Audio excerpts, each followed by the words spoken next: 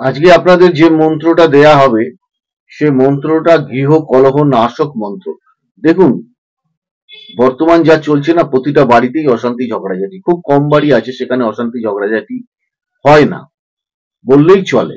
হয়তো হতে পারে সেখানে কম হয়, কিন্তু এখন তো ম্যাক্সিমাম বাড়িতে দেখা যাচ্ছে এ ওর কথা শুনছে না, ও তার কথা শুনছে না, স্বামী স্ত্রীর কথা শুনছে না, ছেলেপুলের কথা শুনছে না, এই নিয়ে তো ঝগড়াঝাটি, অশান্তি। অর্থনৈতিক দিক থেকে কম ডেভেলপমেন্ট হলে সেখানে অশান্তি ঝগড়াঝাটি অবশ্যই হয়। যে বাড়িতে অনেক সময় একটা পুরুষ থাকতে পারে না, বা সেই বাড়িতে স্ত্রীও থাকতে পারে না এই ঝগড়াঝাটি অশান্তির জন্য, তো এটা সবার ক্ষেত্রেই প্রযোজ্য। আমি যে মন্ত্রটা দেব, দেখুন, অ্যাকচুয়ালি মন্ত্র কিন্তু মন্দির থেকে নিতে হয়, যে কোনো ধর্মস্থান থেকে নিতে হয়, গুরুর কাছ থেকে নিতে হয়, যেটা নিয়ম সেটা বলছি।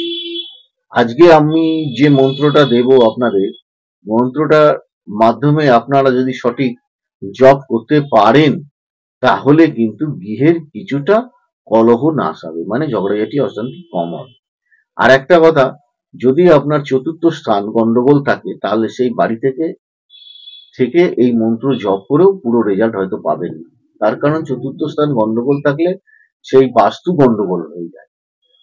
আমাদের মাতৃসুখ থেকে বঞ্চিত হতে হয়, আমাদের বন্ধু বান্ধব থেকে বঞ্চিত হতে হয়, মনের মতন বন্ধু পায় না, অসভ্য বদমাইশ সব বন্ধু বান্ধব, যদি চিটিং বাজ, আমি দেখেছি এগুলো, যার জন্য এই কথাগুলো বলছি।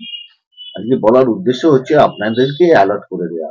তো যাই হোক, আজকে স্বামী স্ত্রী উভয়ের ক্ষেত্রেই আমি এই মন্ত্রটি দেব। এটা সবাই জপ করতে পারেন। যদি গৃহে খুব কলহ ঝগড়াঝাটি হয়, আপনারা শুনুন এবং খাতা পেন দিয়ে লিখে নিয়ে এই মন্ত্রটা আপনার ঈশ্বরের সামনে বসেই জপ করতে হবে এইরকম ব্যাপার না। আপনি চলাফেরার পথেও জপ করতে পারেন, বা গৃহে থাকাকালীনও জপ করতে পারেন। তবে সব থেকে ভালো হবে এটা গৃহে থাকাকালীন যদি জপ করতে পারেন। মন্ত্রটা খুব ভালো করে শুনুন এবং লিখে নিন। গৃহ কলহ নাশক মন্ত্র। হিড়িং লিখবেন প্রথমে, তারপরে ধাং ধিং ধুং ধুর ঝটে পত্নী, তারপরে বাং বিং বুং বাঘ ধি সরি তাং ক্রিং ক্রুং কালিকা দেবী সাং শ্রিং সুং মে শুভং কুরু। শুধু এইটুকুনি মন্ত্র আপনারা যতবার খুশি জপ করতে পারেন, সর্বনিম্ন যেন 108 বার হয়।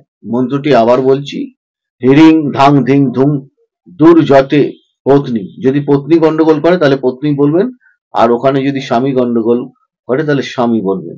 তারপরে বাং বিং বুং বাঘে ধীশ্বরী তাং ক্রিং ক্রুং কালিকা দেবী সাং শ্রিং সুং মে শুভং কুরু। এই মন্ত্র আপনারা জপ করুন, দেখুন গৃহের কিছুটা কলহ নাশ হবে। সবার শেষে আমি যেটা বলবো সেটা হচ্ছে, প্রতিটা বাড়িতেই আমি দেখতে চাই মঙ্গল ঘট প্রতিষ্ঠা করেছেন। এই মঙ্গল ঘট এমন একটা ঘট যা আপনার গৃহের অনেক অশুভ প্রভাবকে কাটিয়ে দিতে পারে। আপনারা অনুষ্ঠানগুলো দেখুন, শুনুন, লাইক শেয়ার সাবস্ক্রাইব করতে বলবেন না। ভালো থাকুন, সুস্থ থাকুন, উন্নত ভালো।